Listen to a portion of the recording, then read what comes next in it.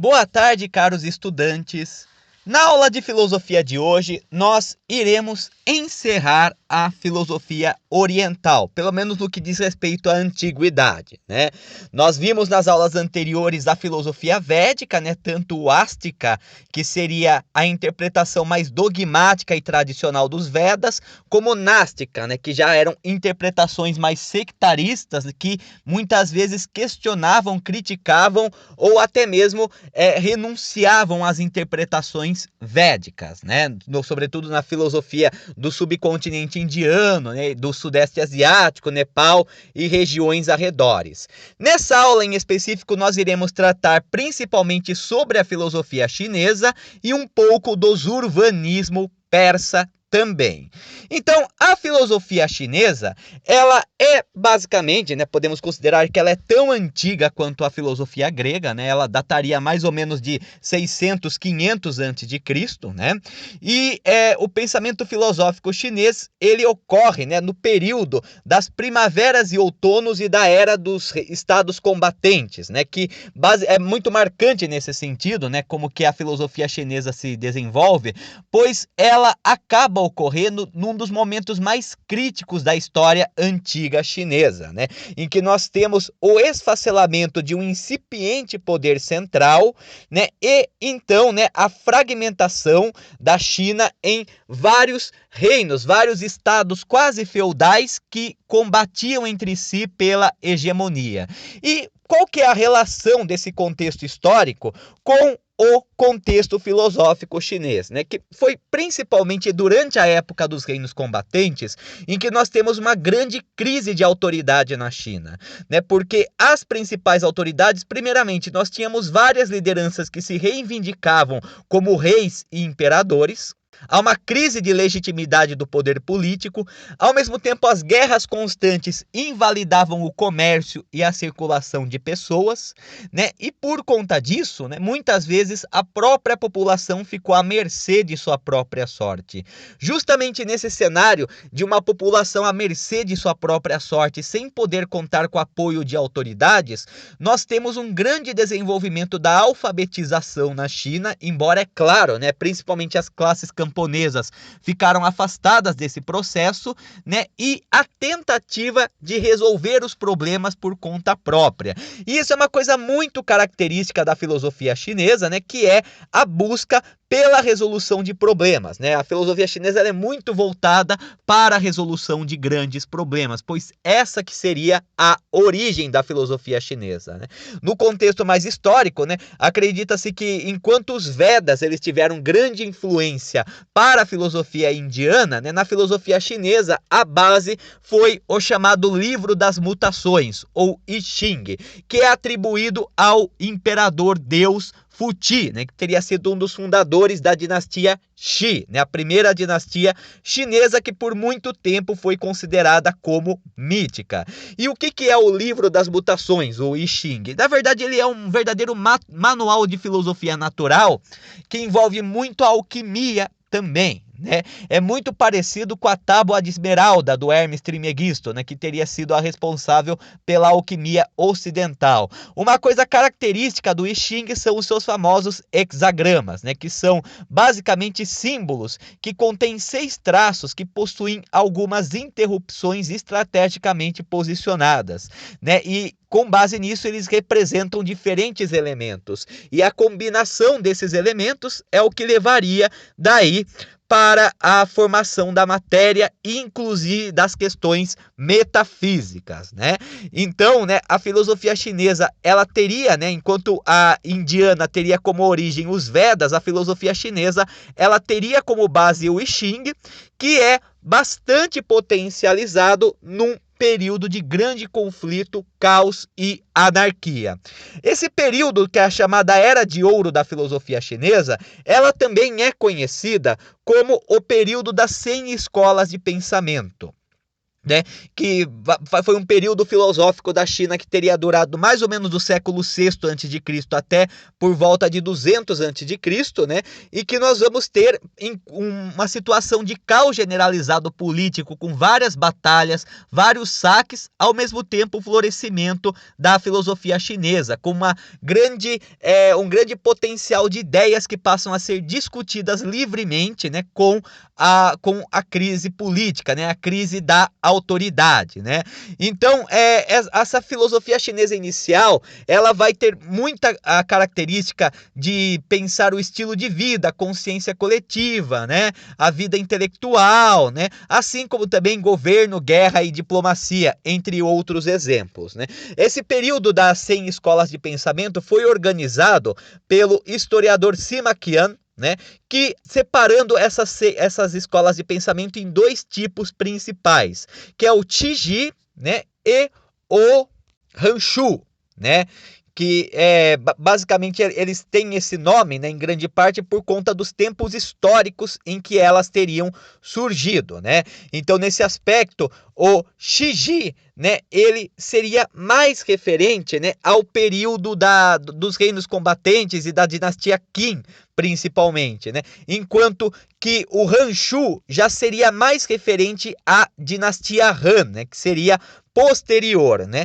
Então, nós vamos ter várias escolas de pensamento nesse período, né? Nós vamos ter muitas, né? No caso do Hanshu, nós vamos ter a chamada escola da diplomacia, né? Em que nós vamos ter um grande pragmatismo, né? Na questão da resolução prática dos grandes problemas. Os agriculturalistas, que era uma filosofia agrária, social e política, que chegou inclusive a defender uma espécie de comunalismo camponês e igualitarismo, né? Nós temos também o sincretismo, né, que acabou mesclando várias escolas diferentes, né? As escolas das conversas menores, que eram várias ideias, né, que eram coletadas muitas vezes por pessoas não famosas, né, pela pessoa comum, vamos dizer dessa forma, né, a filosofia do povo, né, vamos dizer dessa forma, né, a valorização da filosofia do povo. E no caso do Qiji, nós vamos ter alguns dos sistemas filosóficos mais complexos da filosofia chinesa que nós iremos trabalhar nessa aula, né? Entre eles nós temos o confucionismo, o legalismo, o taoísmo, o Yin e Yang, né, que é o naturalismo chinês, o sistema lógico também e o moísmo, né? Então é até interessante ressaltar nesse sentido, né, a filosofia chinesa, ela incorpora muitas características da filosofia oriental, principalmente, porque em grande parte, né, você vai ter alguns sistemas filosóficos atrelados à religião ou que originarão as religiões, né? Então, nesse sentido, o taoísmo, o confucionismo, eles vão ser base de religiões também na China, né? Além de sistemas filosóficos, serão bases de religiões chinesas.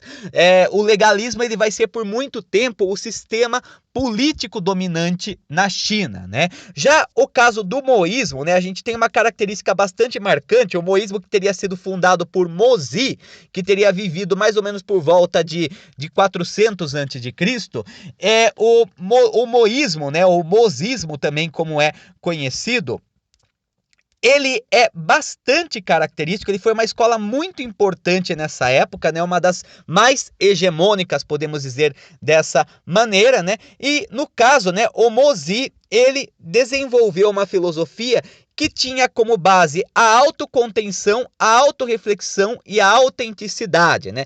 O moísmo, ele tem muito diálogo com o confucionismo. No entanto, a grande diferença entre o moísmo e o confucionismo é que o moísmo, ele não acreditava, né, da obediência aos rituais, né? Ele defendia a autenticidade e não a obediência a tradições e a rituais pré-estabelecidos, né? O Mozi, inclusive, ele acreditava que as pessoas aprendiam sobre o mundo a partir da adversidade, a partir do sucesso, do fracasso, e com isso elas obtinham autoconhecimento, né? E que os rituais não só não contribuíam para o conhecimento, como atrapalhavam. No entanto, embora tenha sido muito popular em sua época, o moísmo ele será basicamente destruído durante a dinastia Qin, né? Durante a dinastia Qin, nós teremos a destruição do moísmo. Muitos sábios moístas serão perseguidos, né? Eles eram também, inclusive, bastante pacifistas. Eles acreditavam que a moral, né, a virtude, seria o ato de amar e cuidar de todos, né? Começando com aquele que é mais próximo, mas se estendendo também para todos os seres, né? Então, essas são algumas das primeiras escolas filosóficas chinesas que surgem justamente nesse contexto de grandes dificuldades na China nesse primeiro momento, né? Com um grande processo de alfabetização e também uma grande liberdade de discussão que acaba ocorrendo por conta de um vazio de poder, uma crise política, social e econômica generalizada que eclode na China, né? São muitas escolas de pensamento na filosofia chinesa que se desenvolveram nesse momento, né? Eu apenas mencionei algumas delas, né? No entanto, as que vão ser as mais duradouras, né? As que vão ter um impacto muito maior posteriormente, serão justamente o confucionismo, né?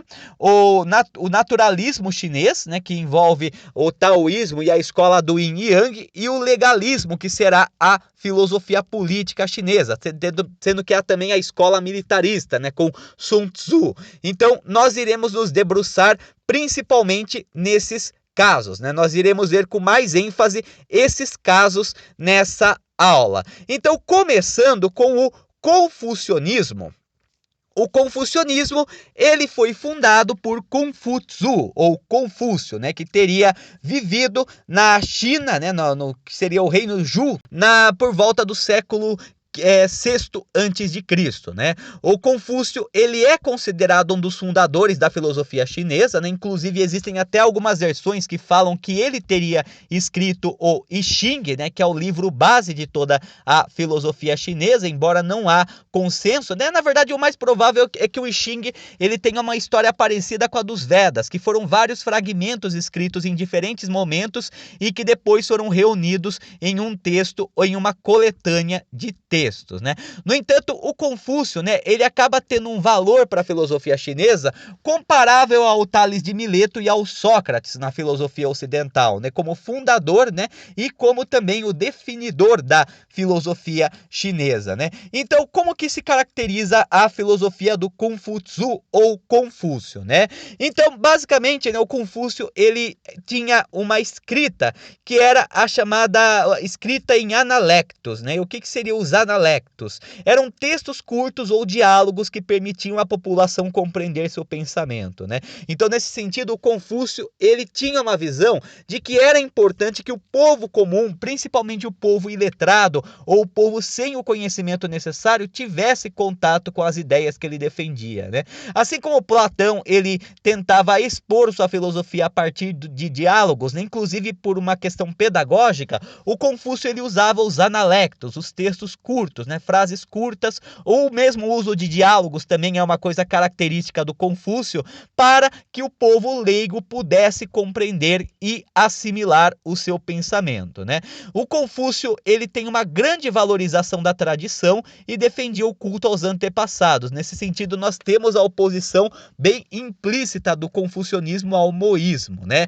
Enquanto o moísmo, ele acreditava na autenticidade, no autoconhecimento a partir do sucesso, do fracasso, a partir da própria experiência de vida e a negação dos rituais como uma forma de obter o conhecimento, o confucionismo, ele já defendia os rituais, né? Ele defendia a tradição. É uma filosofia bastante tradicionalista que inclusive se vinculava ao Estado e muito marcante também no período em que ele viveu, né? Confúcio acreditava que o grande problema do tempo em que ele vivia, da fragmentação da China, né, era a ambição, né? Ou seja, os vários senhores de terra tentavam ascender a um título maior e não aceitar os seus cargos tradicionais. Se os senhores de terra, né, os que seria mais ou menos parecido com os senhores feudais, né, na China, eles tivessem aceitado o seu domínio e sua condição, não haveria guerra e a China iria prosperar mesmo fragmentada, né? Então a ambição desses nobres é que teria levado ao caos e à destruição. Foi eles contrariarem a tradição. A monarquia chinesa era uma monarquia tradicional que remontava a linhagens míticas, né? Os descendentes de Fuxi, principalmente, né? Embora Fuxi tenha sido um personagem mítico, né? Assim como nós vimos anteriormente, o uso de linhagens míticas, né? Como o caso de Amaterasu no Japão, né? Eram muito importantes para dar legitimidade ao governo, né? Então, nesse sentido, né, nenhum desses nobres teria de fato o direito de unir todos os territórios, unificar a China num grande império, né? Cada um deveria se contentar com os territórios que governavam, né? Então, nesse sentido, há uma grande valorização da tradição e a valorização da situação, né? O confucionismo, ele tem um certo conservadorismo também em certo sentido, né? No sentido político, né? No sentido de manter as instituições, de preservar as instituições, né? E não, no caso, buscar grandes alterações, principalmente alterações radicais, né? O Confúcio também afirmava que a natureza humana, né? O ser humano, ele era formado por 4 dimensões: indivíduo, comunidade, natureza e céu, o que é bem marcante, né? Essa própria ideia do ser humano como um microcosmos, né? O microcosmos é o indivíduo que está imerso numa comunidade, mas uma comunidade que está atrelada à natureza, uma comunidade que vive numa natureza essa que é um reflexo do céu, né? Um reflexo do paraíso chinês, né? Então, nesse sentido, né, você tem uma hierarquia de pertencimentos, uma hierarquia de comunidades, né, sendo a máxima de todas o céu, né, o reino celestial, onde os deuses chineses viviam, né, os antepassados também, que se manifestava na natureza, na qual a sociedade, a comunidade vivia, no qual o indivíduo pertencia. Outro ponto também é que o Confúcio, ele também defendeu 5 virtudes essenciais, né? As 5 virtudes essenciais que inclusive vão ser a base para o sistema religioso que é derivado do confucionismo. Entre essas virtudes nós temos o amar o próximo, ser justo, comportar-se adequadamente, ter consciência da providência e cultivar a sabedoria e a sinceridade. Então, quer dizer, o amor ao próximo, nesse sentido, existe uma proximidade do confucionismo ao moísmo também, né? No sentido de amar incondicionalmente todos os seres, ser justo, né, na concepção de justiça, que seria seguir as tradições, né, comportar-se adequadamente, é o que indica também um forte moralismo e conservadorismo, pois o que seria comportar-se adequadamente? Comportar-se no meio social como é o esperado. Nesse sentido, os vários papéis sociais, até papéis de gênero, de classe social, né, eles deveriam ser seguidos à risca, né? Isso que seria o comportar-se adequadamente, né? Ter consciência da providência, né? Então existe um certo fatalismo, vamos dizer assim, na visão do Confúcio, no aspecto de que você tem uma providência, um destino que já está trilhado e deve-se aceitar esse destino, né?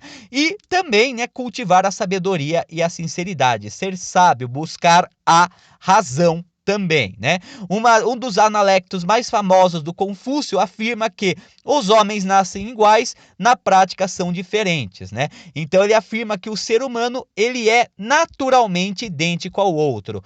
Todo ser humano, ele pertence a uma comunidade inserida numa natureza. Todo ser humano, ele pode ter as 5 virtudes essenciais. Todo ser humano tem características em comum. No entanto, as vivências de cada ser humano levam a caminhos diferentes e a própria diferenciação da humanidade, né? As experiências distinguem o ser humano do outro, né?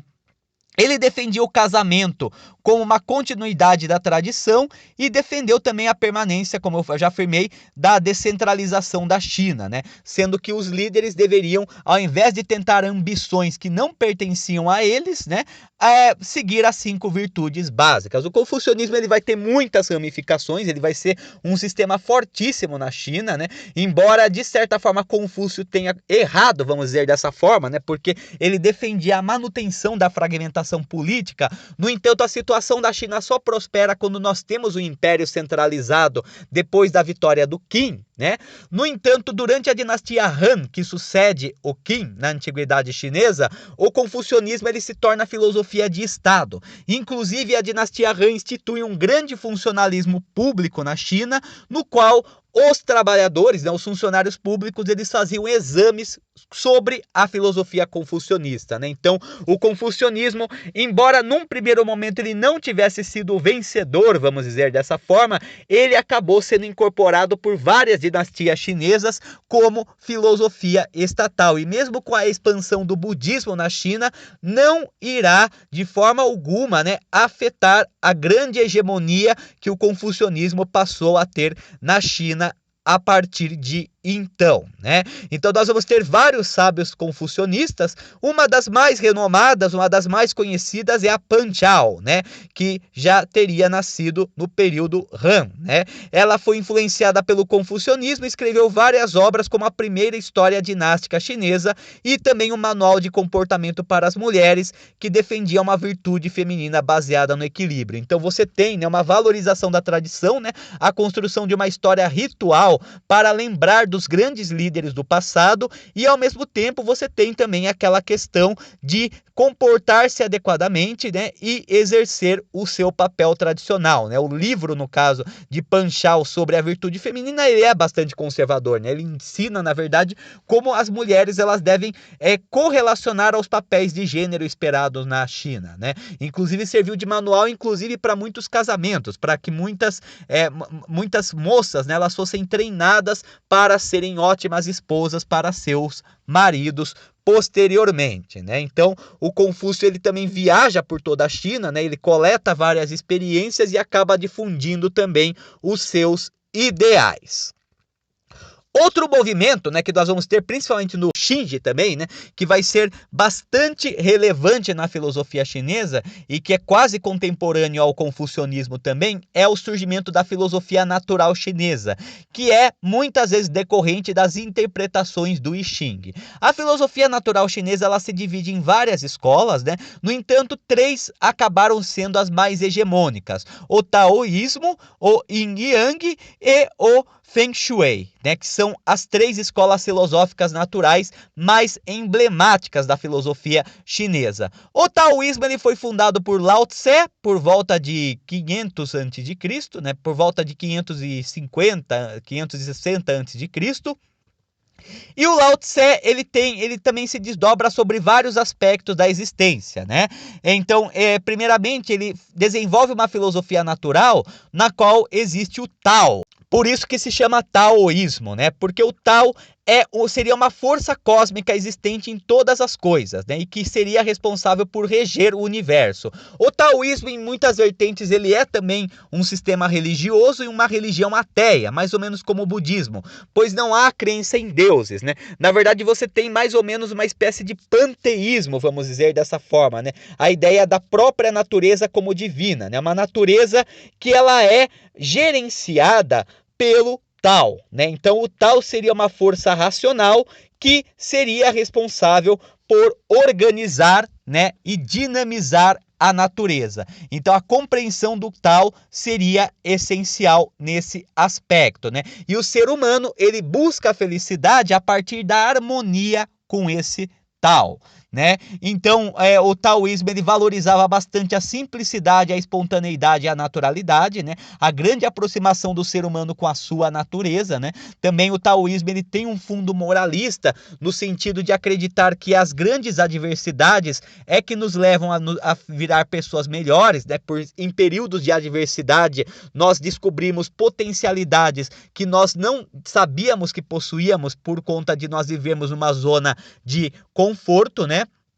E ele também, no campo da política, ele tinha uma filosofia mais ou menos anarquista, vamos dizer dessa forma, já que o taoísmo ele considerava o Estado um obstáculo para o alcance da felicidade humana, né, que seria a harmonia com o Tao. As leis, os rituais do Estado, eles iriam atrapalhar a busca humana pelo Tao, pela harmonia com essa força cósmica que rege a natureza. No entanto, não se sabe em que medida era anarquista de fato, né? Lao Tse ele acreditava que o Estado ele atrapalhava, ele era um entrave para a busca pela felicidade, mas não se sabe em que medida ele defendia de fato a dissolução ou o fim do Estado e das instituições, né? Então seria muito complicado chamá-lo de anarquista no sentido moderno da palavra, né? Outro filósofo naturalista chinês importante é o Zhou Yan, né?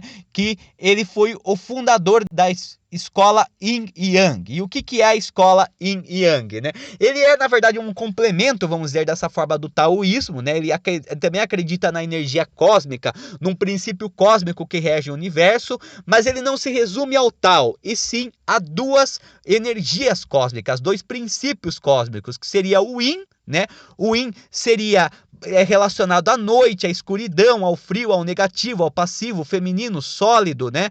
Ele também seria relacionado à terra, ao absorvente, né? Enquanto o Yang seria o céu, né? O dia, o masculino, o ativo, o penetrante, o calor, né, o positivo, e você estaria mais relacionado à luz, né, à luminosidade também, né? E esses dois princípios, né, eles organizariam os 5 elementos básicos, né? Então, lembra, na Grécia Antiga a gente tinha a teoria dos 4 elementos, né? Terra, água, fogo e ar. No caso da China, nós temos 5 elementos. São eles o fogo, a terra, o metal, a água e a madeira, né? Então, nesse sentido, o ar, ele não seria considerado um elemento próprio, ele seria uma derivação do caso do fogo e da água, né? E o metal e a madeira seriam elementos separados, enquanto na filosofia grega eles já estariam mais vinculados à terra. Esses 5 elementos, eles estariam em constante interação, né? Podendo causar a complementaridade ou a autodestruição também, né? Então os elementos eles se relacionam entre si de formas muito diversas, causando reações de atração e de repulsão também, né? E nesse sentido, quem organizaria esses elementos seriam os princípios do Yin e do Yang, né? Então a combinação desses 5 elementos com a força do Yin e Yang, né, resulta em basicamente todas as coisas, né? Então é bem parecido com aquela teoria elementar da Grécia, só que com algumas modificações, né? E outra coisa também que é bastante característica, né, tanto do taoísmo quanto da escola Yin Yang é a negação, né, do maniqueísmo, né? A negação do dualismo oposto, né? Nesse sentido, as oposições, né, os opostos, eles são complementares, né? Então nesse sentido, só é possível haver noite com dia, escuridão com a luz, frio com calor, negativo com positivo, né? Feminino com masculino, entre outros exemplos, né? Sólido com líquido, né? Então passivo com ativo, né? Então o complementar ele é importante, né? Você só tem um elemento positivo com a presença desse elemento negativo, né? Então, nesse sentido, não há uma divisão tão clara de princípios positivos e negativos, né? Porque esses princípios eles se autocomplementariam. Isso faria parte da própria natureza, segundo a filosofia chinesa. Além do mais, tanto o taoísmo como a escola Yin Yang, eles vão ter uma forte influência, principalmente nas artes marciais chinesas, que apesar de serem técnicas de luta, podemos dizer dessa maneira, elas envolvem bastante espiritualidade, né? Elas envolvem bastante a questão da harmonia do Tao e do Yin e Yang, e a própria medicina chinesa também, né? Que era fortemente baseada na alquimia do I Ching, no sentido dessa compreensão da natureza, né? Você tem essa noção de ser humano como microcosmos também, no sentido de que os elementos da natureza são os mesmos elementos que compõem o ser humano, né? E compreender a natureza é importante justamente para compreender o próprio organismo humano, né? Então a medicina tradicional chinesa, a acupuntura, assim como outras práticas, seriam derivações, né, do taoísmo e da escola Yin e Yang, né? Inclusive tanto o Yin e o Yang, eles seriam responsáveis por predominar em determinados órgãos, né? O Yin, que seria o mais escuro, relacionado à noite e ao frio, ele estaria relacionado ao fígado, ao coração, ao baço, aos pulmões e ao rim. Enquanto o Yang, que já é mais relacionado ao dia, à luz, ao calor e ao masculino, né? Você tem principalmente a relação com a vesícula, o intestino e o estômago. Então você tem, né, uma medicina bastante metafísica, né? Uma medicina no qual você tenta conciliar os aspectos espirituais e abstratos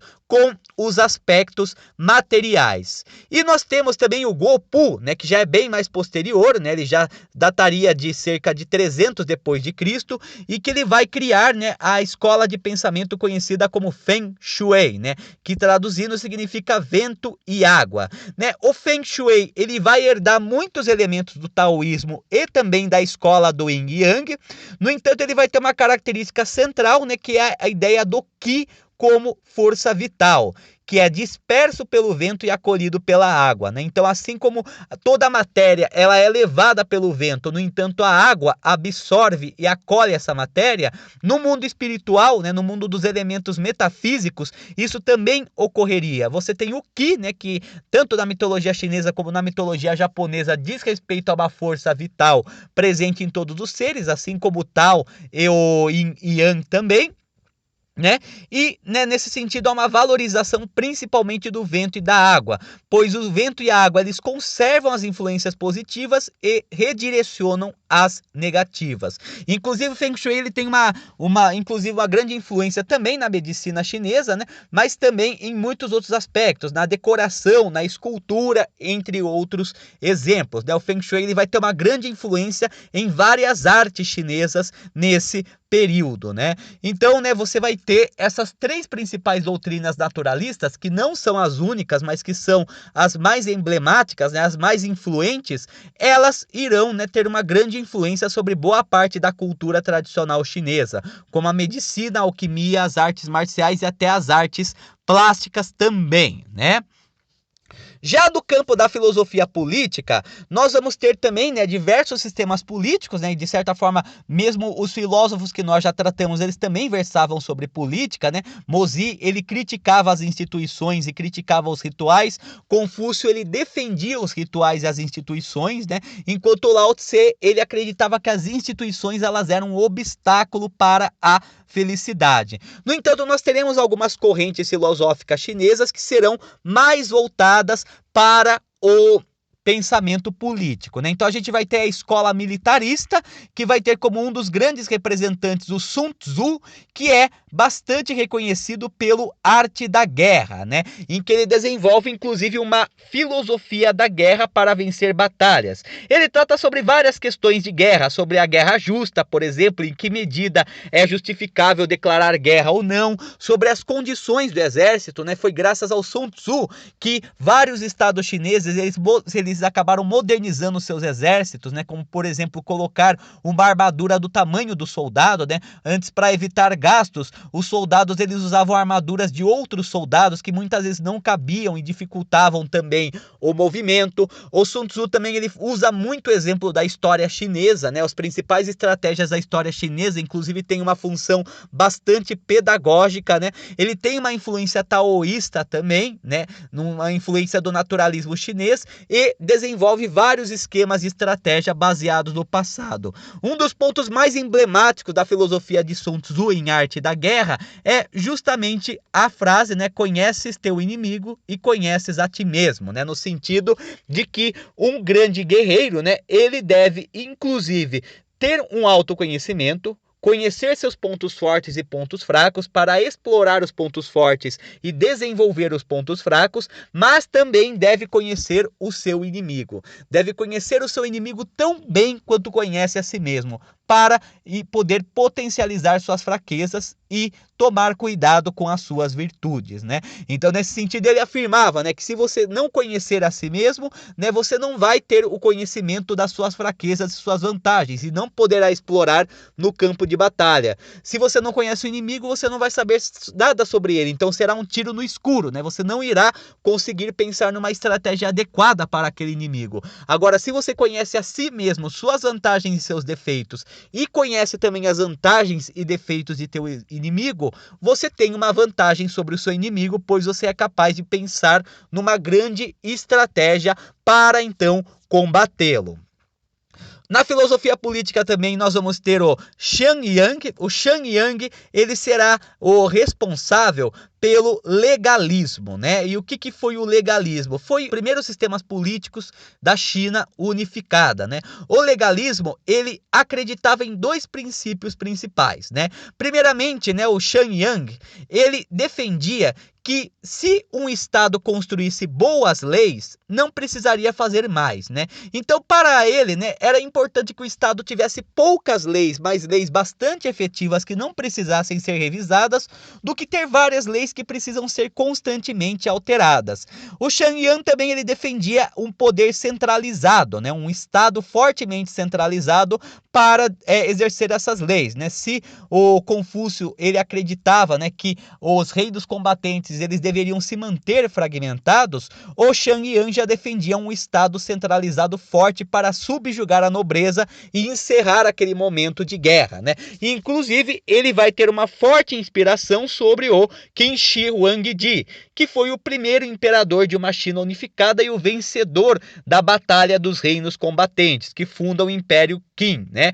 Ele então adota o sistema do Shang Yang, que é o legalismo em seu governo, e inicia uma grande perseguição aos moístas, né? A filosofia moísta, ela se encerra durante esse período. O confucionismo e o taoísmo permanecem, mas eles não têm tanta influência assim. Na dinastia Han, que sucede à dinastia Qin, principalmente depois da morte de Qin Shi Huangdi, nós vamos ter daí um grande predomínio do confucionismo no funcionalismo público e no Estado, e também das filosofias naturais nas ciências chinesas, né? Então o Qin Shi Huangdi ele diminui bastante o poder da nobreza local, ele unifica as muralhas dos reinos combatentes, formando a grande muralha da China, e cria um aparato de Estado fortemente centralizado, né? Um Estado fortemente centralizado com ele como imperador, né? Nesse sentido, né? Depois disso nós vamos ter ainda um momento de fragmentação, né? Com o fim da dinastia Han, nós temos o período dos 3 reinos, que a China se fragmenta novamente, mas a filosofia legalista, né? Ela ainda acaba se constituindo como um sistema político importante para a China, principalmente durante a Idade Média, em que nós teremos a formação de impérios fortemente centralizados na China, como o caso da dinastia Tang, da dinastia Ming, entre outros exemplos, né? Então nós percebemos essa grande variedade, né? Eram muitas escolas de pensamento chinesas, né? Que foram organizadas em diferentes momentos, né? E nesse aspecto, então, né? Nós temos entre as principais escolas de pensamento e seus principais representantes seriam esses que foram então trabalhados. É claro que seria muito mais, né? Se fôssemos trabalhar sistematicamente cada escola, né? Isso daí poderia levar várias e várias aulas, né? Mas apenas como uma forma de apresentação dos principais preceitos da filosofia chinesa, nós temos essas escolas principais, né? Sendo que o caso do confucionismo e do taoísmo, inclusive, deram origem a cultos religiosos que ainda são muito importantes na China e também em Taiwan, né? E por fim, na aula de hoje, para nós encerrarmos o tema da filosofia oriental, nós vamos trabalhar um pouco sobre a filosofia persa antiga. A filosofia persa antiga, ela em grande parte, né, ela vem do zoroastrismo, né, que era a religião do Zaratustra, o sábio persa que dividiu a realidade em verdades e mentiras, né, e que depois acaba sendo interpretado como bem e mal, né, criando uma religião maniqueísta ou dualista, na crença do combate entre o bem e o mal, né. Então, no caso, né, a filosofia persa, né, ela vai ter um grande desenvolvimento durante o chamado período Parta, né, que vem depois do domínio macedônio, né, do Império Seleucida. Os persas eles restauram sua independência com o Império Parta, que era predominantemente zoroastra. Nesse período nós vamos ter uma grande escola filosófica no Império Persa chamada de Zurvanismo. E o que era o Zurvanismo? O Zurvanismo ele é uma referência ao Zurvan. E quem que é o Zurvan? Bem, nos Avestas, né, no Zen de Avesta, que é o livro religioso do zoroastrismo, então, novamente, uma outra característica, né? Você tem a filosofia persa também se pautando em livros religiosos, como o caso dos Vedas na filosofia indiana, e com base em vários textos tradicionais, no caso da filosofia chinesa, como o próprio I Ching também, né? Você tem também a filosofia persa se originando da religião zoroastra, né? E do texto o Zen Avesta, né? Que seria o texto sagrado do zoroastrismo, né? E no caso, o zoroastrismo, ele tem a crença, né? Além da presença do conflito entre duas divindades, o Ahura Mazda, que representaria a verdade e o bem, e o Ahriman, que representa representa a mentira e o mal, né? Você tem o Deus original, né? O Deus primordial que criou tudo, inclusive esses dois seres, que é o Zurvan. E o Zurvan, ele é o tempo, né? Ele é considerado o tempo. Então o Zurvan, ele é ao mesmo tempo a divindade zoroastra do tempo e do vazio primordial, mas também ele é o conceito de tempo, né? Então, tanto a mitologia quanto a filosofia persa, elas têm essa crença de que tudo se originou com o tempo, né? Então, tudo começa com o tempo. O tempo é o primeiro elemento a surgir. Não havia nada antes do tempo. A partir do tempo que nós temos a criação e todo o resto que se segue, né? E o zurvanismo, então, ele irá ser uma filosofia voltada principalmente para a compreensão do conceito do Zurvan, né? Tanto a ideia de Zurvan como Deus que representa o tempo, como o Zurvan como conceito do próprio tempo na língua avesta, né? Então, nós vamos ter entre várias escolas do zurvanismo, as principais serão o ascético, o fatalista e o materialista. O zurvanismo ascético, ele crê que o Zurvan, o conceito de tempo, né, ele é um tempo indiferenciado à matéria base do universo. Então, como assim é um tempo indiferenciado, né? Quer dizer que, na verdade, não existe uma cronologia ou uma divisão de passado, presente e futuro, podemos dizer dessa maneira. O tempo, ele é um só, né? Nós que atribuímos essa divisão entre passado, presente e futuro, mas o tempo é o mesmo a todo momento. É a nossa abstração, é a nossa compreensão do real, né, que nos permite fazer essa divisão. Nós temos também o zurvanismo fatalista, que acredita que o Zurvan, né, o conceito de tempo, é uma porção limitada do tempo, né? Então, na verdade, o Zurvan, ele não é o tempo total, mas ele é uma porção do tempo que tem os eventos pré-ordenados. Então, o zurvanismo fatalista, como o nome sugere, ele crê em destino, ele crê em um caminho já trilhado por todos os seres, né? Então, todo o destino, né, existe uma providência, o destino dos seres já estão pré-ordenados e não tem nada que possa ser feito, né? Todo o futuro, ele já está escrito de alguma forma, né? O tempo, ele já está registrado, né? O futuro, né? E por fim, o zurvanismo materialista, que acredita, né, que o mundo material não poderia ter surgido do nada, como a própria mitologia persa acredita, né, que não havia nada, aí surgiu o Zurvan, o tempo, né? E aí começa toda a história, né? Então, né, no zurvanismo materialista, ele nega a existência de um mundo espiritual que originaria o material. Para eles, apenas a matéria gera matéria. Então, a matéria, ela é imutável e ela é eterna, né? A matéria, ela é tão longa quanto o tempo, né? Apenas a matéria é capaz de gerar a matéria. As abstrações, né? Os elementos abstratos, eles não podem criar matéria. Então, nesse sentido, a matéria, ela é tão antiga quanto o próprio tempo. Ela é tão antiga quanto o próprio Zurvan. Ela não surgiu do tempo, ela surgiu com o próprio tempo, né? Ela é eterna, imutável, né? E é uma só também, né? Até uma concepção bastante monista da realidade, podemos dizer dessa forma, só que o monismo mais voltado para a questão material do que para a questão metafísica, né? Então nós trabalhamos algumas das principais escolas filosóficas orientais ao longo dessas últimas aulas, né? A filosofia védica, ástica, ou nástica, ou advaita também, né? As várias correntes filosóficas chinesas, o zurvanismo também, né? Não são apenas essas, não são as únicas escolas filosóficas orientais. Como eu falei anteriormente, a filosofia oriental, ela é fortemente rica, ela é muito rica, com várias correntes de pensamento, muitas que acabaram se perdendo no tempo, outras que existem até hoje, claro que adaptadas e reformuladas para os novos tempos, né? No entanto, para ter uma breve demonstração, né, das principais escolas de pensamento dessa região e desse período, que é mais antiga, inclusive, do que a filosofia ocidental, né? Então, nós temos esse resumo, né, vamos dizer dessa forma, dos principais aspectos da filosofia oriental. Na Idade Média também nós vamos ter um grande desenvolvimento da filosofia oriental, só que um elemento que irá marcar bastante também, né, principalmente na região do Oriente Próximo e Médio, é o Islã, né?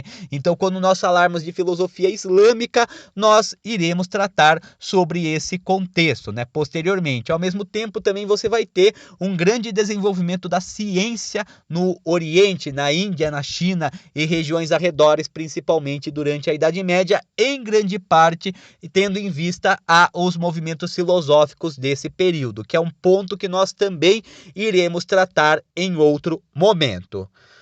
No momento é isso, uma boa tarde para todos.